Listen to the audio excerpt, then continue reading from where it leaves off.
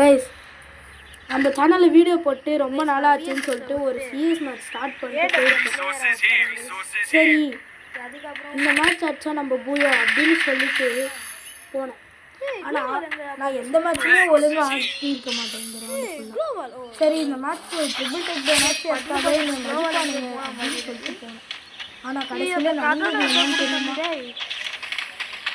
சரிடா இன்னைக்கு ஏடபிள்யூஎம் எடுத்து வீச போகிறோம் அப்படின்னு சொல்லிட்டு போனால் எனிமி அடி பட்டு பார்த்தா ஃபஸ்ட்டு எனிமி மாட்டிருக்கு.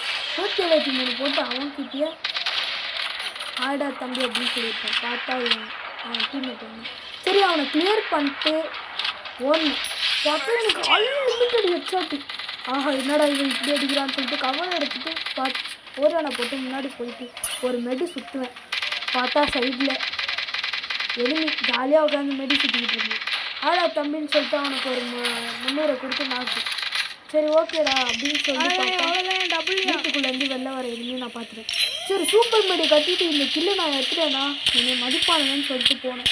ஆனால் அதுக்குள்ளே என் டீம்மேட்டு காலி பண்ணேன். இது எனக்கு சோகமாக இருக்குது. ஆனால் அதை விட எனக்கு பெரிய சோகம் என்ன தெரியுமா? உங்களுக்காக கஷ்டப்பட்டு வீடியோ போடுறேன். ஒரு லைக் சப்ஸ்கிரைப் கூட எனக்கு ஒரு லைக் அண்ட் சப்ஸ்கிரைப் மட்டும் போட்டு தயவு செய்து அதை பண்ணுங்க. ஓகே.